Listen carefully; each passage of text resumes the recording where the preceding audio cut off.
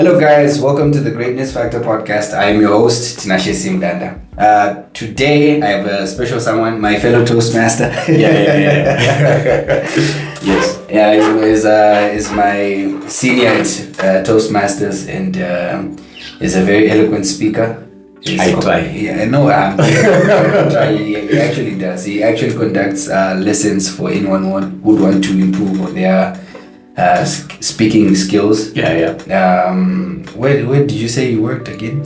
Okay, so I work at Baker Tilly. Yeah, I'm more of an audit trainee that side, so yeah. Okay. Yeah. His name is Tinashe. Tinashe Yeah, of course, when you have two Tinashes in the building, you're expecting something else. How do you feel when you dance it? And Tinashe is stereotype, is Tinashe No, I think this is the problem with those guys. Because the way that I see it, there's no Tinashe that is not clever.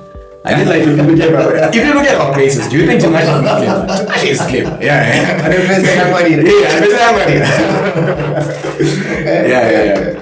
Yeah. Welcome, Dara. Yeah, thank you, boss. It's good to be here. Yeah, it's you know, my schedule's going on. I've been meaning to sit down and have a conversation. Yeah.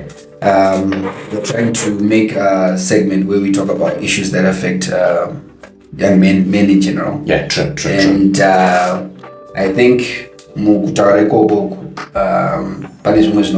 someone Yeah. to actually change their life. Yeah, which is true. So today we are gonna be nitpicking, but I think we are gonna be focusing more on self-development. Yeah. And mental health. Yeah.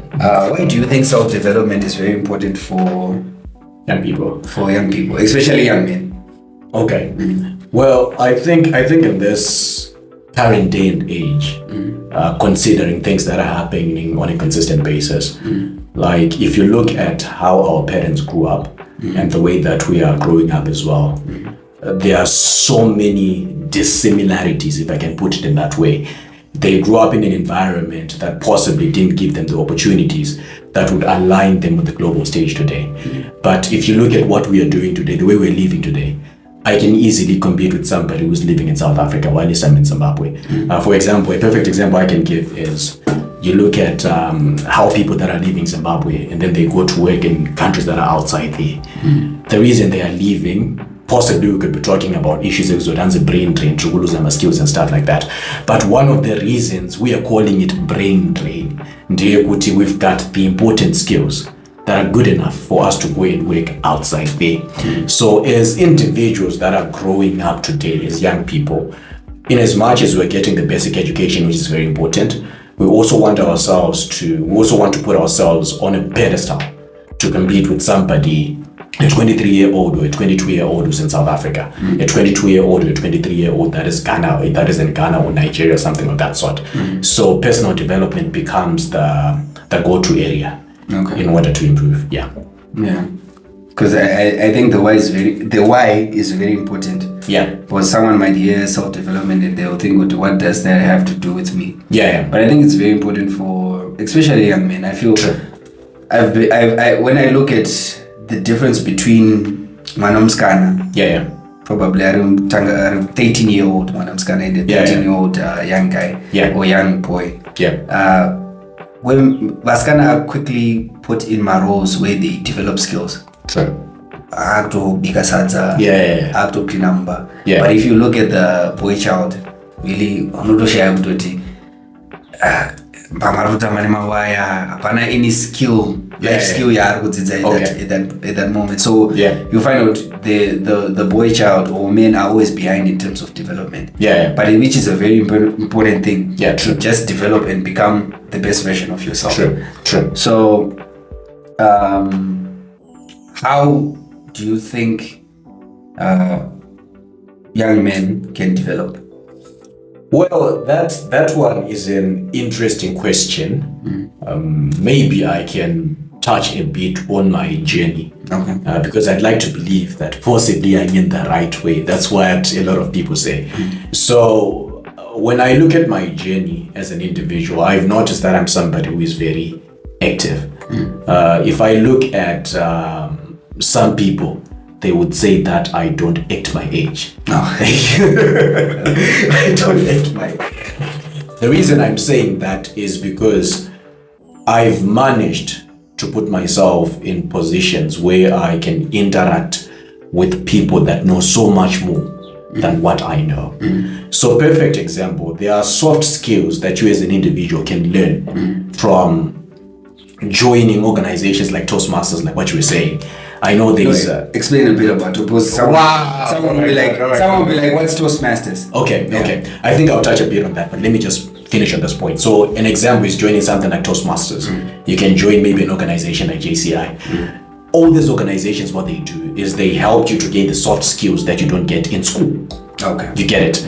Also, the other thing is you also want to be in a position where you look at, some call it the power of association. Okay. Yeah, there's this quotation, like what all wise men say, and you're the average of the 5 people that you spend much of your time with, if you get what I'm trying to say. So I wouldn't necessarily say that you're the average, but what this quotation is trying to express or explain is, if you spend most of your time with people that are going to challenge you to grow, you're going to grow at the end of the day. If you spend most of your time with mediocre people, you're most likely going to be mediocre as well. So in other words, you don't want to be in a position where you are in an environment that doesn't allow you to grow. So that's when I was talking about issues like Toastmasters. Straight after high school, interesting story actually. After high school, that's when I joined Toastmasters. So that was 2020. I joined Toastmasters. The way I joined Toastmasters is actually funny. So I was given prom money, like money to go for prom and stuff like that. Okay. But I didn't have a date. So I used the money to join Toastmasters. Okay. Yeah. So when I joined Toastmasters, then I discovered that I began to associate with quite a number of older people. So I'm talking about people that are old enough to be my parents. Okay. Those were the guys that were in Toastmasters during those days. And possibly I think I was one of the youngest members in my club by far. Like maybe I'm not so I'm only 29 and I'm 30 years, but look at it, either married or they are not married. Either they are married or they are looking towards marriage or something of that sort. Okay. Then from that journey, joining Toastmasters, also making sure that I avail myself, I become a person of service. People begin to notice me, to say, okay, so I'm fine, I'm not out of, and stuff like that. And with that, so many opportunities began to come. And as they were coming, that's when I discovered that there's an organization like JCI. What does JCI do? I discovered that I can work whilst I'm doing my education at the same time. All those things, I got them from learning something from the people that were within, because of the experiences that they've gone through. Now, maybe to touch a bit on Toastmasters now. Toastmasters is more of an organization that associates more into leadership, but mostly communication. And when we're talking about communication, you would notice that there are different levels of communication. The one that people mostly know is the one where we talk about public speaking. Okay. You're standing in front of a large group of people and people are clapping hands for you, but Mr. Toastmaster, that was a beautiful presentation that you delivered and stuff like that. That's what most people really know. But then you would notice that along the journey of being a Toastmaster, there are so many things that you are also capable of doing. You are given opportunities to lead leadership roles as a young person. And they are not easy because this is a voluntary organization. It's either you get the role, you do the work, and you find the benefits afterwards, or you get the role, you don't do the work, you don't really find the benefits that come with being part of a Toastmaster. So you would notice that with the leadership roles, I won't really mention them by name, but what I would say is, what those leadership roles, they give you some basic skills that you can use, that you don't necessarily have to go and pay someone to do. For example, I can create a flyer on my own. Dude, it's because I was told how to do that in Toastmasters. I managed to, at a tender age, when I was about 19 or 20, I was able to create like a meeting agenda, a formal meeting agenda. you can see, then you'll be like, oh, okay, so this is what we're going to do. And there are other things like, keeping your time and stuff like that, being punctual, etc. Because as you know, you being a Toastmaster, you understand that we never start late and we never finish late. We are always on time. Yeah. So everything that is taking place is following a specific procedure. So now you would notice that after you move yourself, maybe if you are outside the confines of Toastmasters, you're now in society, you're going to be keeping your time most of the time because you're used to it, because of this organization that you have associated yourself with. And the people that are there, they're also pushing you to keep doing whatever you're capable of doing. So Toastmasters, it's a club and a half for personal development. Okay. Yeah. No, I not to bring you back, but I liked what you said with the quote you were saying. You are the average of the 5 people you spend time with. Yeah. There's I don't know if you have heard of Jim Rohn. Yes. Yeah, the one of my father's in self-development. Yeah. And I'm sure I don't know anyone who's into self-development who doesn't know Jim Rohn. And Jim Rohn used to summarize that statement. He rephrased it in a way, in this way. He said, show me your friends. Yeah. And I'll tell you where you're going. So it's very important, even that self-development journey, to identify and earmark the right people. Yeah. Even the Bible says that if you hang out with the wise, you become wise. True. So I think that aspect is very important in the journey of self-development, keeping the people that will challenge you to grow. Yeah, that's true. And challenge your ignorance. Yeah, true. So yeah, I think that's very important. You were saying soft skills, and I'm just thinking of someone who's just sitting watching us and saying, what are soft skills? Yeah. So I think if you can elaborate. Okay. I don't think I'll be able to give you the dictionary definition. No, just it's fine. Yeah, I won't be able to give you the dictionary definition. But maybe if I break it in this specific way, like maybe the simplest definition that you can get is education outside the school system. Okay. Right.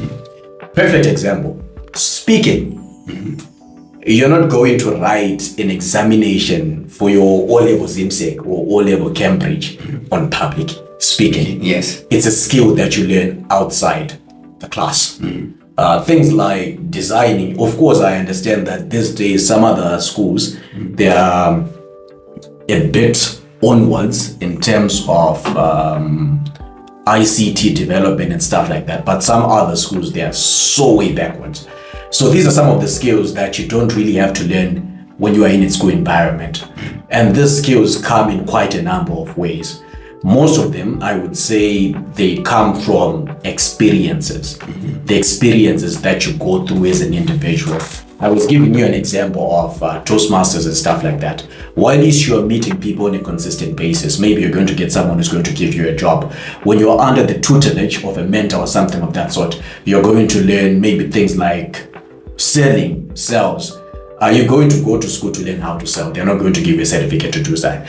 Maybe you're going to learn things like negotiation. Again, these are soft skills that you can learn on your own. Experiential. Yeah. So when it comes to soft skills, maybe the definition that I would give is the one that I gave, where I'm saying that it's not really within the confines of the education system of a school setup. It's not formalized. Yeah, it's not formalized education. It's more like informal education. Okay. Yeah. So soft skills are everywhere. Even your WEDs there. Like how we did. Let me tell you today, we just got scammed. When we were on our way, we got scammed. So we were asking the directions to this guy that was supposed to, like the bus conductors. To this place where we are going, and he said he knew the place. Right.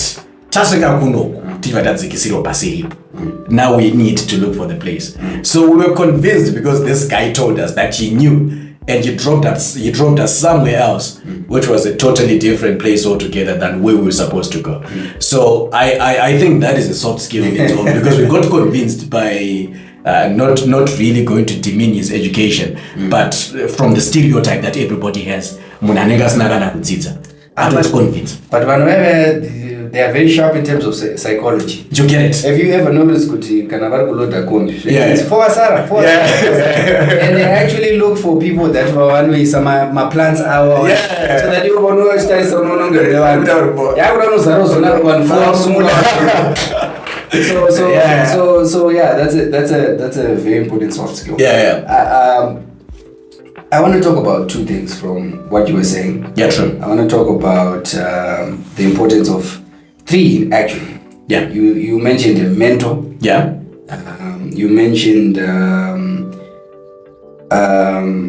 the issue of public speaking. True. And you mentioned issue your soft skills. Yeah. So we'll start with mentor. Yeah. What is the importance of having a mentor? Someone who think, I think everyone who's on their self-development journey understands the importance of a mentor. True. Some are actually in the journey, but they don't have a mentor. True. Or someone that they learn from. True. What would you say are the importance of having a mentor? I'm sure you've under Toastmasters and even at work, you've experienced the benefits of having mentorship. So can you please just highlight a bit on that? Okay, so mentorship, I think with mentorship, this is an individual that gives you direction.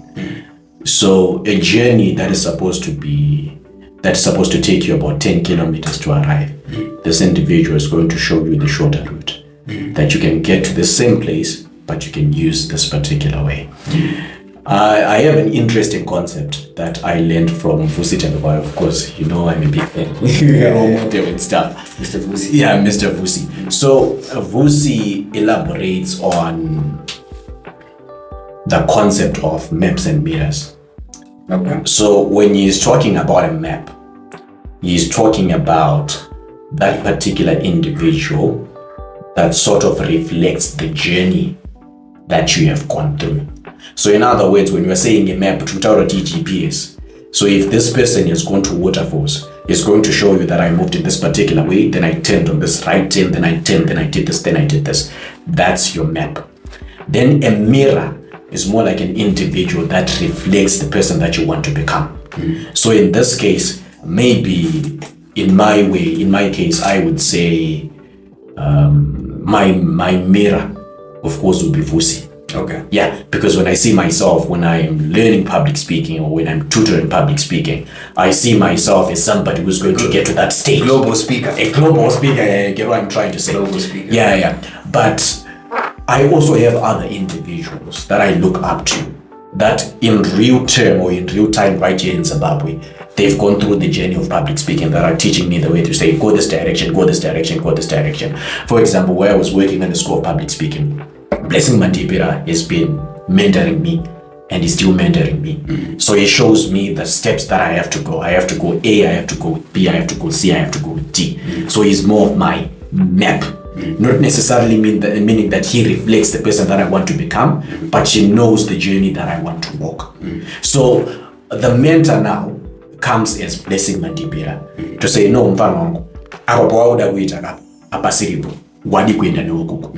Alright, I am a booksa wakuverenga asiriyo imboverenga iri. So in other words, he's giving me all the shortcuts because he has discovered the longer route and seen the best way to get to that position. So that's the way that I see mentorship. I've found it's very important to have, like you were saying, to have mentors. Yeah. Personally, I have a lot of mentors. Yeah. I have a club of mentors. I have real estate. I have a mentor, someone who's doing very well, is into property development, and you learn a lot. Yeah. You learn a lot.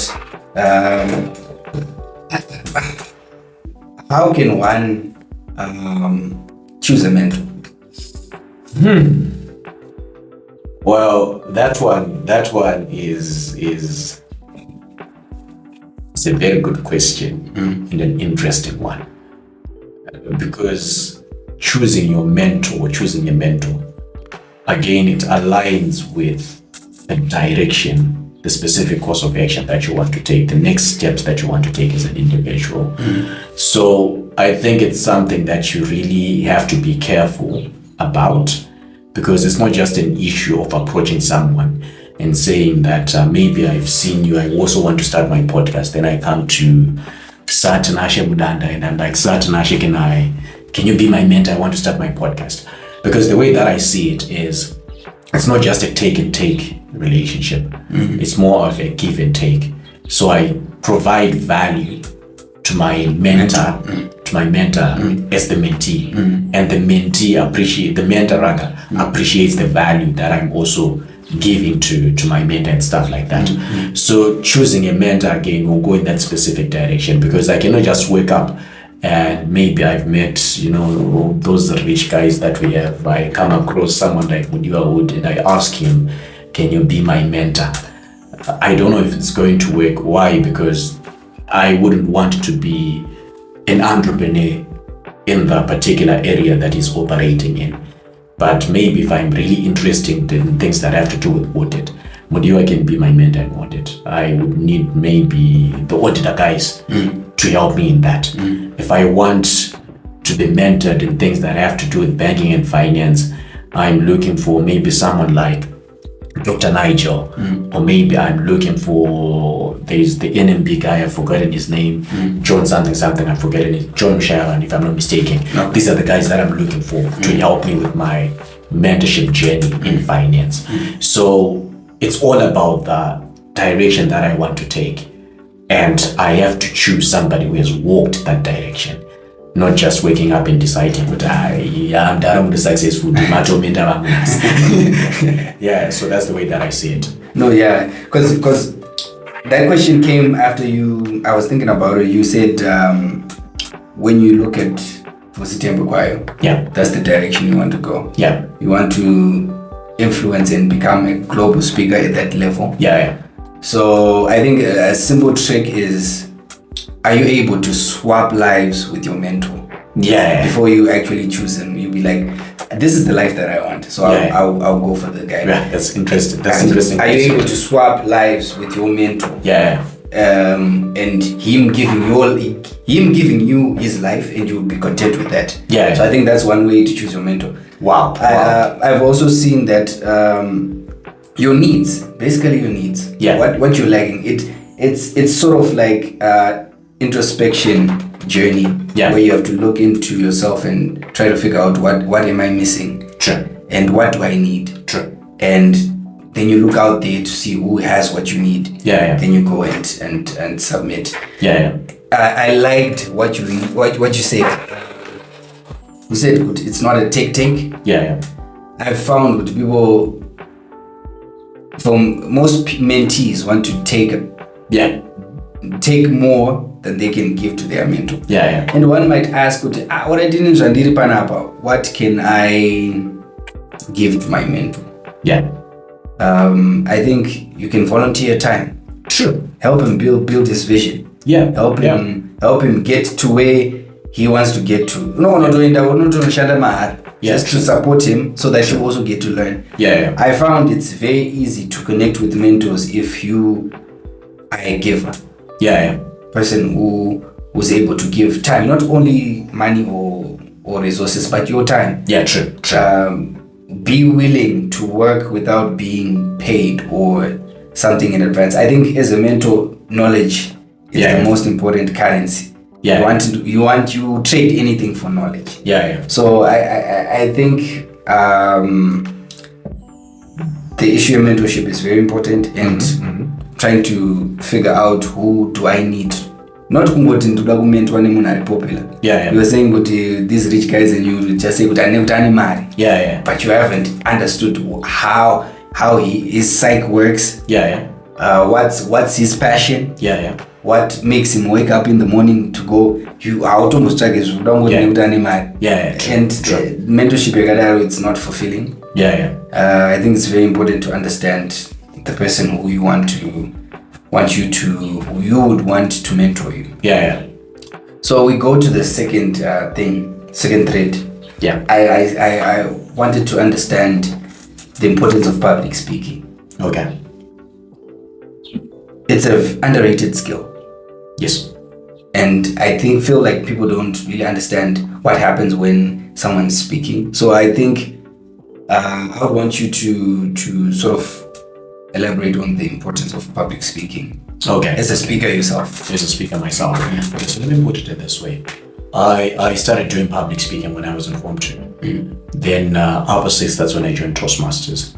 So when I joined Toastmasters, joining my club, I, not really to brag, but then I noticed that I could speak way better than most of the people that were in this club.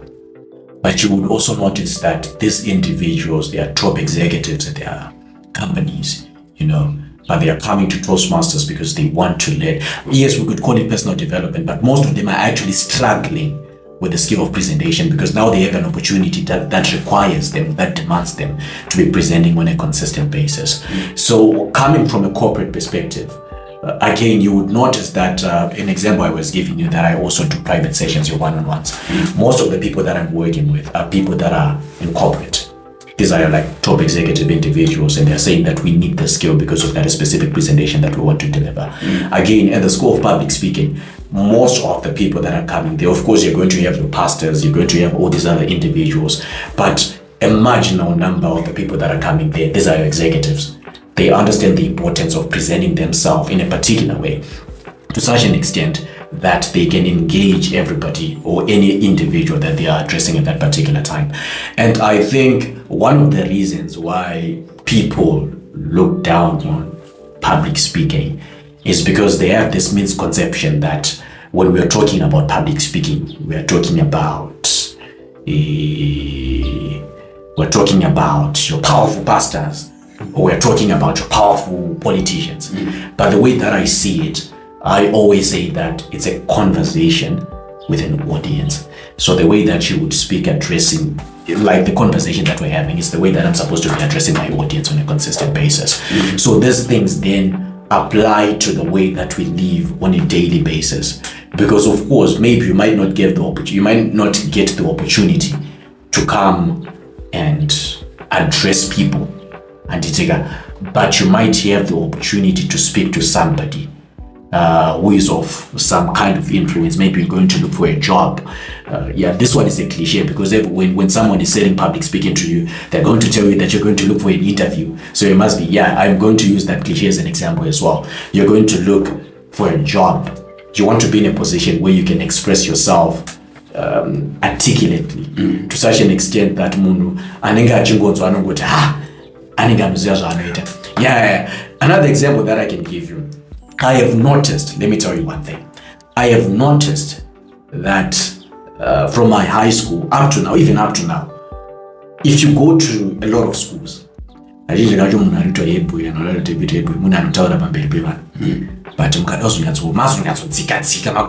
leadership skills just because they can articulate themselves. I think a lot of people get away with it as well. Even my businesses, usually someone who is this one just got to me. There was an institution that we worked with. It was doing boosting nectars, and they managed to win the boosting nectars. What's this called? Boosting nectars, the pitching competition that they do. We work with them. So how we managed to get that job is we're looking for work at some specific mining company, and we met this individual who once was at this particular institution that we ended up coaching and winning. He said to us, yes, you can come and we can give you a job and you can work with these guys, but I would need you to help me help our kids from this particular university so that they go and win for this boosting nectars event. And the way that you put it across was like, we have noticed that most of the kids from University of Zimbabwe, my projects are they are not really the kinds of projects that are heavy. They bring impact like the ones that ours do. But because these kids can articulate themselves well, they always win. So we want a piece of that as well. And thankfully, these guys, they also had a brilliant project. We worked with them and then they went and won. But the position he was coming from was vafana vedu vasugona kutaura project yakapenga but vari kukwata but vafana vamwe vari kungouya havana zvavari kuita but vanosasa. So that's like one of the reasons why they're getting all these accolades and stuff like that. So I think just with that brief explanation, it can tell you how important public speaking is. I think there's another cliche, like what always men say, anzi dress the way you want to be addressed. Of course they are talking about dressing, but public speaking as well could be part of your dressing, eh? Mukatongosvika mukango besera mukataura chirungu chemu vanhu vakutoona CEO but mutori ordinary munhu, but because of the way that you articulating yourself, you seem as if you are someone who is very big. So yeah, that's another thing on public speaking. Of course, there are so many advantages that we can talk about we can talk about to say zvakawanda zvamunokwanisa kuwana. I think another example that I can give you, like for myself, when I'm coming up with presentations, usually I write my presentations the way I see myself speaking them. Okay. So ukaverenga chinhu chandinenge ndakanyora, maybe because you are reading, of course you're going to read it in your own way, but ukachiverenga kazhinji kacho unogona kutoverenga speech, uchifunga kuti kuverenga something else, but also you would give someone chinhu chandinonyora anokudza kuti you're very effective, right, and stuff like that. But that's the way that I would also want. That's the way that I speak as well. So I think most of this stuff, when you learn to express yourself verbally, and then you learn to express yourself on paper, I think you're in the top 1% of your generation, and in terms of whatever you want to achieve in your life. Yeah. Interesting. Because I've never seen you can't take away, you can't separate leadership and the ability to speak. Yeah, true. You can't. True. You look at Elon Musk, you look at Zuckerberg, you look at Strive Masiwa, you look at Vusi Tembekwayo, you look at although Elon Musk is a bit of stuttering there. Nobody has confidence. Of course. He's confident in his delivery. You look at Steve Jobs. You look at Martin Luther King. You look at Desmond Tutu. You look at Nelson Mandela. You look at Barack Obama. Barack Obama. You look at the late president Robert Mugabe. He is my man. Like the man would speak and unozoti nyango makatsama so mchiti zvinhu hazvikufamba. He had his way with words in a way that would move you. So you can't separate leadership and the ability to articulate and speak. True. So it's very important and I'm sure everyone is a leader in their own capacity. That's true. This is leader, but and you are leading your family. You need to be able to speak to your family and direct them and articulate what's on your heart as the leader of the family. So it's very important. We can't separate. It's very important that everyone has to develop that skill, the skill of speaking. And be the leader you wish to follow. Wow, of course you want to follow articulate. You want to follow Tinashe.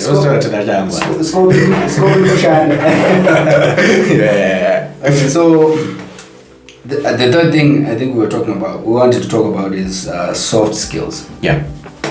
And are we able to identify certain soft skills that can help someone? Identifying. Okay, I think most of the soft skills that I can think of right now, for the sake of the audience, of course, that I can think right now on the spot, I think they revolve around being an individual who is able to express themselves. So we are talking about things like sales, things like negotiation, things like networking, things like just breaking a conversation out of nowhere. This one is actually interesting because up to now I struggle with that. It might be interesting, but I struggle with that when it comes to women. The particulars, the ones that I like the most. Not everyone. No, I do understand. I think if I like you, dude, it's going to. If I like you, if I like you very attractive, I'm going to struggle. But yeah. But I don't think it's an. Wouldn't you think it's more of a confidence issue? I think the other thing, yes, it's a confidence issue, in the sense that possibly you are focusing more on your insecurities rather than what's there at the moment. Like, be here now, dude. Be here now. Just be here. Just be here. Don't focus on your insecurities and stuff like that. So I think that's like one of the things that sort of pull people backwards when it comes to all those things. Because remember, the other thing also about just starting a conversation, or maybe all these things, sales actually the conversation, networking the conversation, negotiation the conversation. I think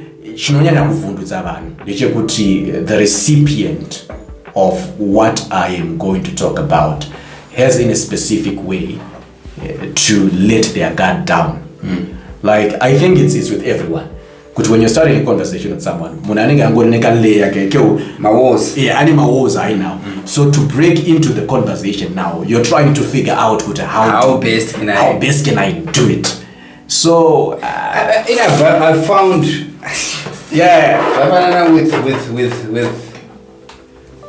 with women.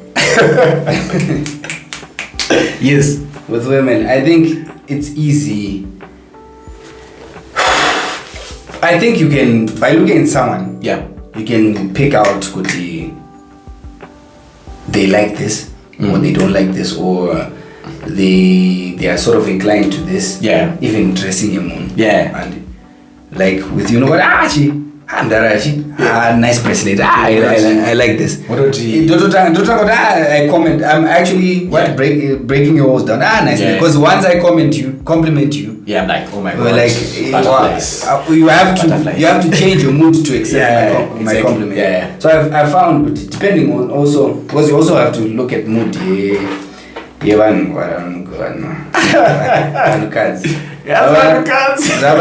want to start a conversation, my earphones. Oh my god. That's a clear sign that I don't want to talk to you. Okay. I don't know if women knew that, but that's a clear sign that I'm not interested in.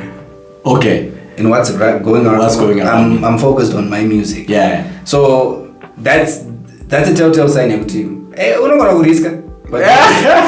But the telltale sign I'm not ready to have a conversation. But for instance, you meet someone,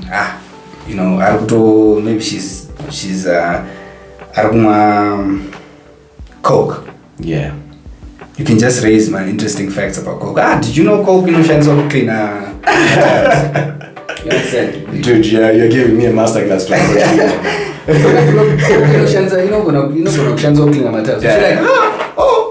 Oh, that's interesting. Okay, I hope the pretty girl, the attractive one, I hope you drink Coke.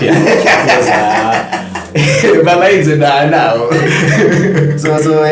I think my soft skills too, underrate my interpersonal soft skills. True. And is there any other soft skill? I think those are the ones that I can think of.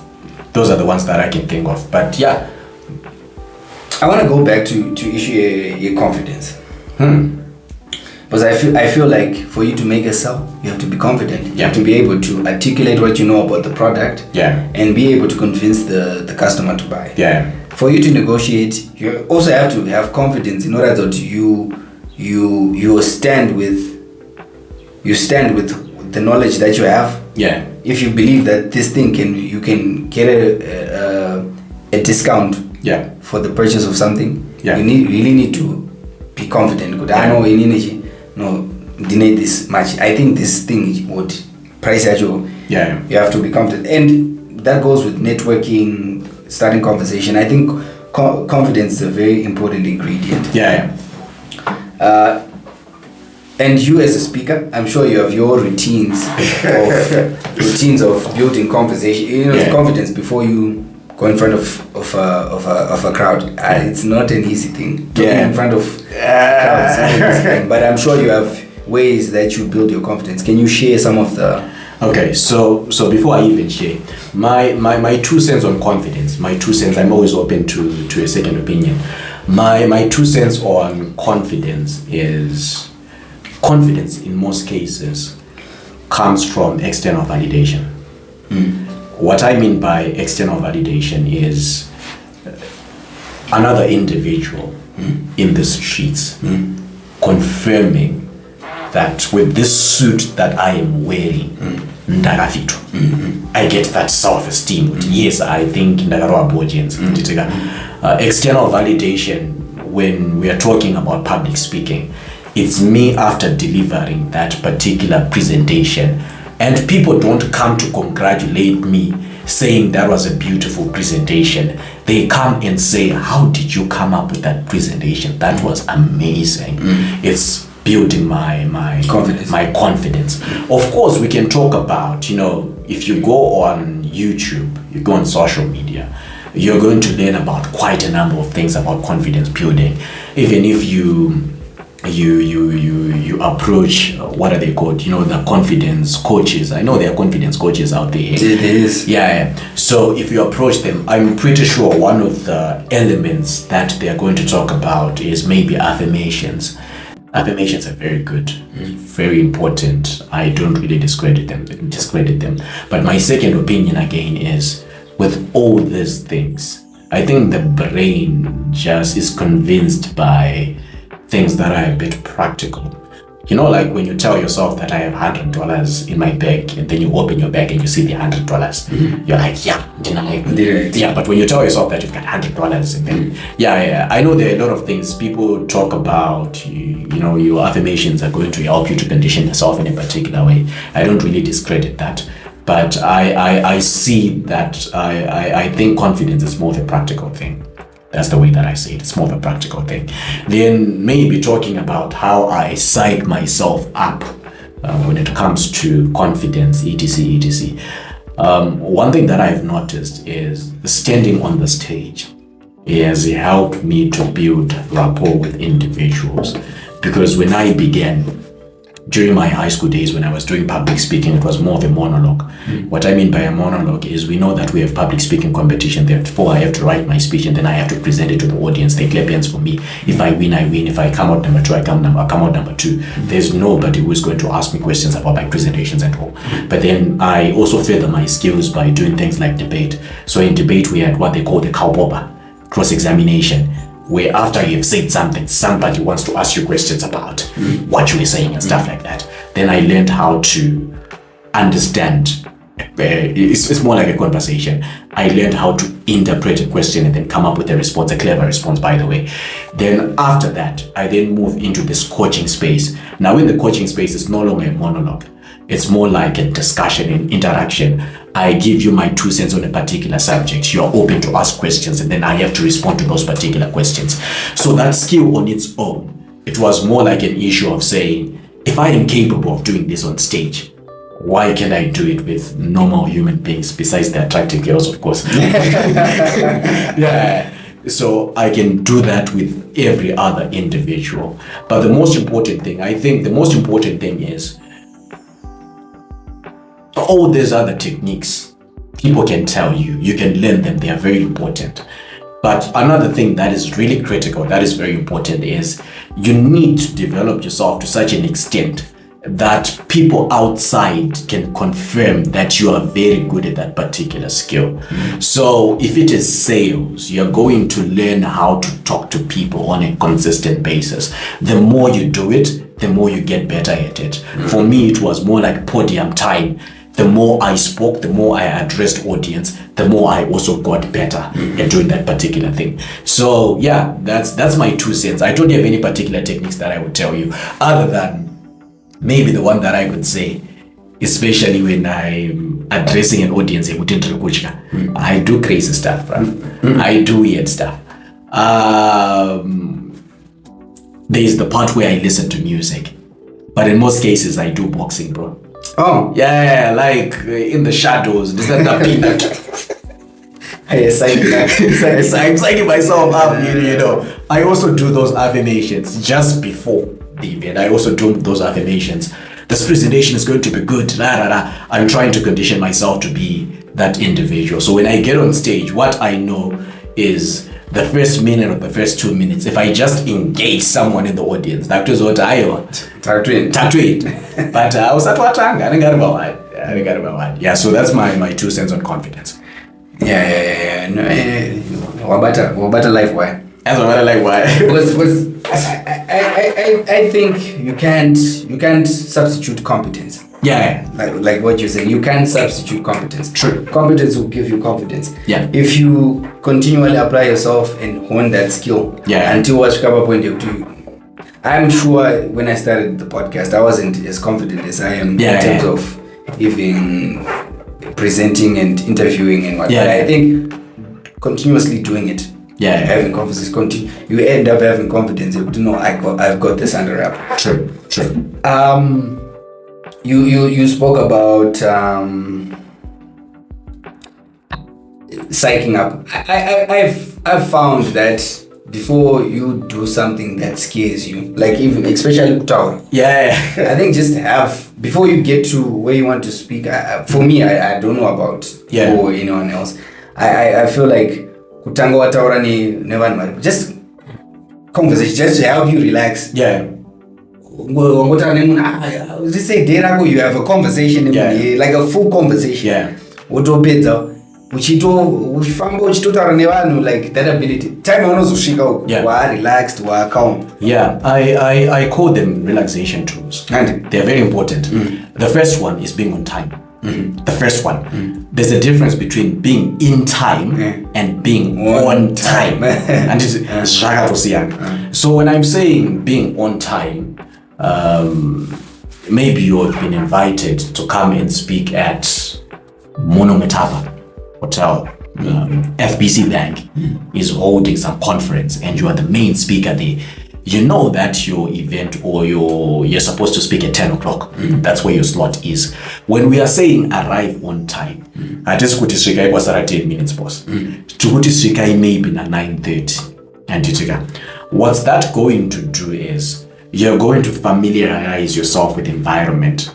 Because trust me, when you prepare for a presentation, you sort of imagine how the stage is going to look like and how your audience is going to be looking like. But it's different. It's a different conversation or a different ballgame together when you get to the stage and you notice that maybe audience really disintegrated. I once did this when straight after high school. There's what they called a Pecha Kucha event. So a Pecha Kucha event, they do it outside, like it's a garden set up.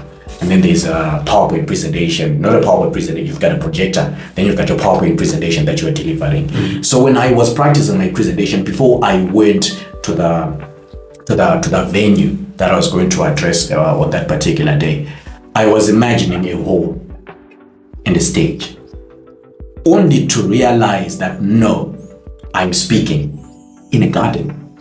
So imagine if I go there for 5 minutes. Because you want to familiarize. Yeah, I've never spoken in this kind of setup. I've never spoken in this kind of setup. Saka I contact yangu kana kufamba kwangu ndichapamba seat. I'm trying to do all those things but that's around 5 minutes. But when I have 30 minutes, I'm there and not okay. I think I can speak from there. I think I'm just familiarizing. Even what you were saying, Uti, I have time to speak to people. I can speak to people in around 5 minutes and that. And I thought about to mind some to condition for the presentation. But I can do that if I arrived way earlier. Yeah. You know, and there are other things like your ablution facilities and that. Not just we can pamnos over stage, cannot book it up, do moves and made up stage. Because not anything. Like a street, but and stuff like that. Yeah. So that's my 2 cents on. I do. That one is very critical. It's like in black and white. Never be in time. Always be on time. Yeah. Interesting. Powerful. Like we were talking about one other thing that you can do to actually help you with your confidence is karaoke. Recently I did my first karaoke, and I will tell you it does wonders. What I love about karaoke is that the environment, there's no judgment. And as much as I know that voice but that ability to just stand in front of people enjoying yourself helps you with your confidence game. So guys, just try it out and let me know what you think about it. Are you singing the song? Huh? Are you singing the song? No. Not now. No. So I think we'll put a cap on it now.